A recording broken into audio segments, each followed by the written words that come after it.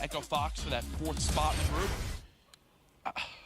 This is an example of eRa wanting a chance. They have to win matches like this. Yeah, I mean, you feel okay for top 6 and getting into stage 2, but top 4 for the playoffs, you certainly don't. But a win here could be huge in getting there. Now, we saw a crazy London Dock CTF in our first series of the day. We'll see if this can provide a 10th of the entertainment of that one. I think there were like 7 total caps or whatever it was. That's why I love London Docks, especially with some of the updates they've made. Off the break, it is. Ooh. Kill advantage to eRa. Bevels, who always seems to have a good showing on this map, maybe he just knows exactly what to push, what is open. Even here, even right there, like the fact that he backs up for a second because he hears at least multiple players' footsteps, gives his team a chance to push the other lane. Oh, Decimate almost snaps on one.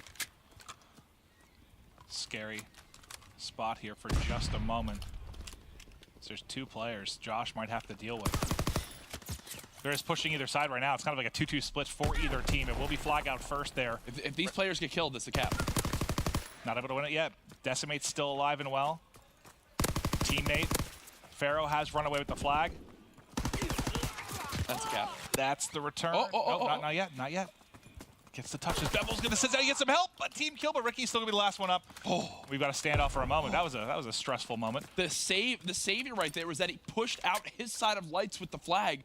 And then there was Ricky there to get the trade alongside Bevels. So we will have a standoff in the opening 90 seconds. And how long will this last? Who even knows? It looks like off the break, Pharaoh, who's at 3 on the map, the middle left side, trying to push this outside lane. He's made it into ladder, slowly inching up. Remember, he has inconspicuous, so when he walks, he'll essentially be dead silent. That nade does tag the player, but he does have hunkers, so that won't get the kill. And I think it was Zero, yeah, he was holding the front of fire. So as soon as Bevels came to try and help out in that scenario, he's going to get dropped. But Pharaoh's still here and roaming. He has not found a kill yet in this map, but he has a chance to make a play. But he's surrounded by 3 players of Red Reserve. And will finally get cut down by Rated. Kind of resets the standoff here. And they know Pharaoh was the only one they had to worry about, so look at them fly up every lane on the map.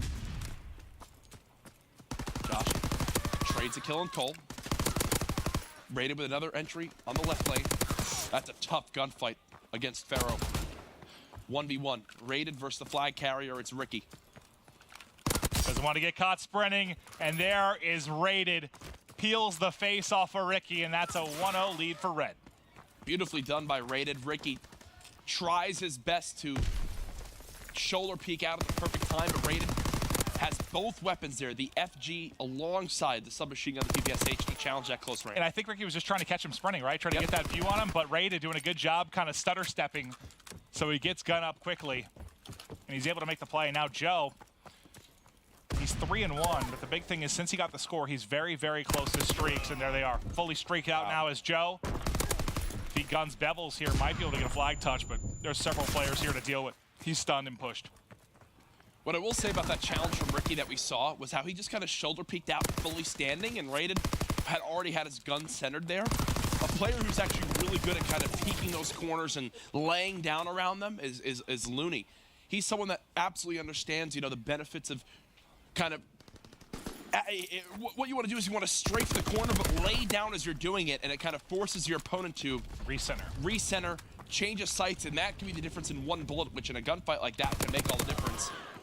You know, Rated gets lucky there that he just kind of stands up and challenges and gets a kill because of it. And this is looking like a second potential flag run as Josh gets the trade. He'll get away to fire. 2-0 now for Red. Yeah, it was a bit of offense and defense there. Zero made the play at home base. Josh and Joe made the play across map and at mid-map to make sure they secured that cap. Red in firm control right now, but we know London Docks can be a high-scoring affair, so I would not say that 2-0 lead is safe by any stretch, but the flamethrower early is terrifying because it's these type of spots. I thought he might just tack on 2 more, maybe a little bit out of range, or the box is going to get clothes are a little bit singed, but just barely missed. But on opposite sides, fire to beer, it can certainly be very, very strong. But again, it looks like good defense here from Red. Pharaoh's going to pressure, but Pharaoh's the last man up, and he's going to drop. Pharaoh, for me, is playing at a little bit of a crazy pace right now. 3-10. You just saw right there, he just kind of sprinted that corner. Didn't really take into effect that he had Ricky pushing just behind him. Maybe he holds that back box, gets a first kill. Even if he's traded, Ricky's there to help. Well, you never really see a a big heroic individual play on offense like that, unless it's like a sneak play or something.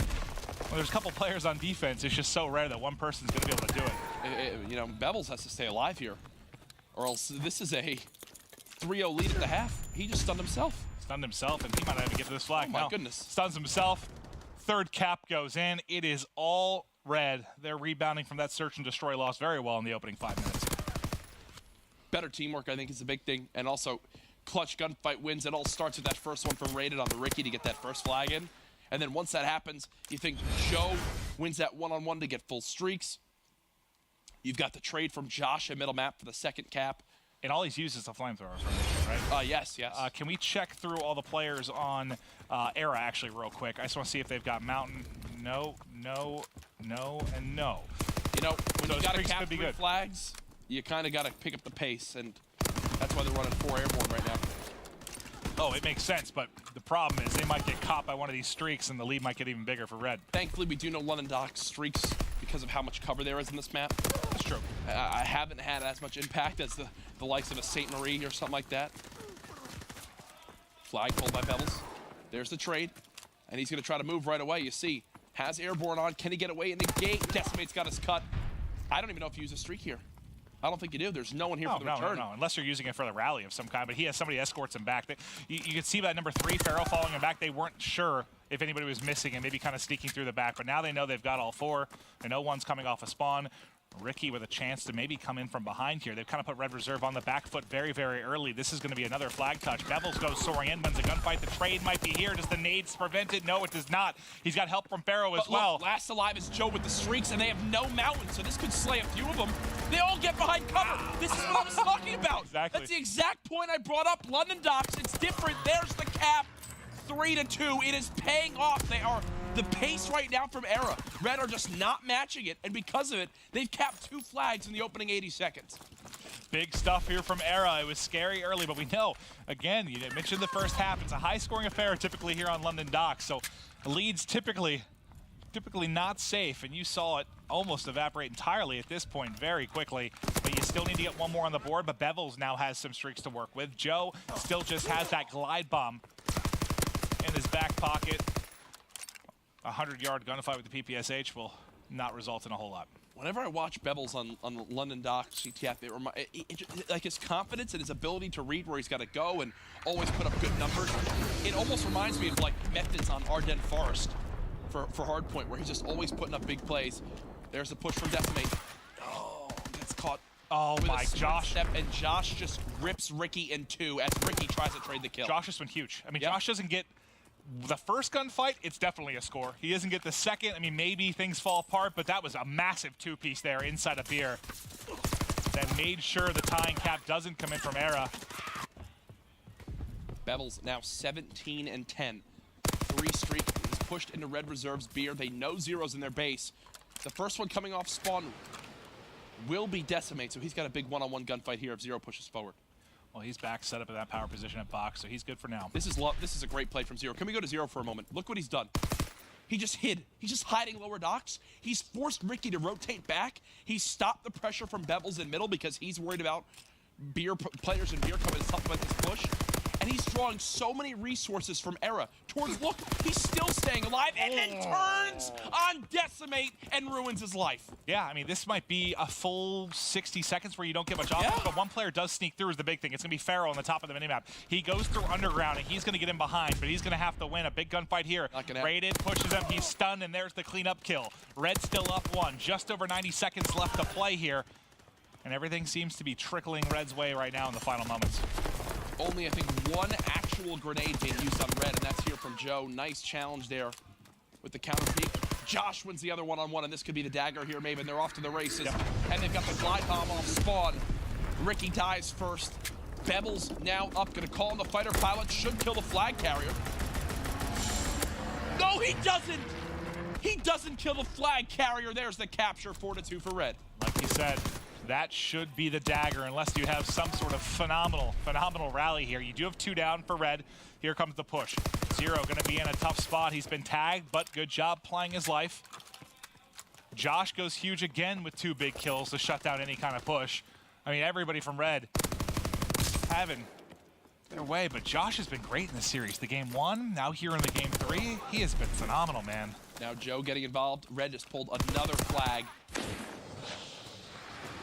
as they're just continuing to try to rack up the score.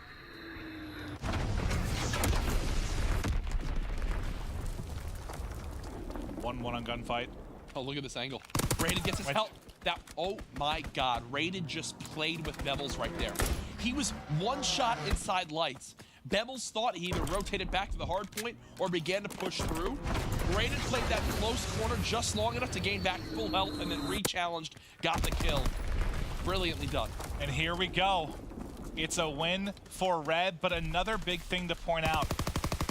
This is another one of those moments where you start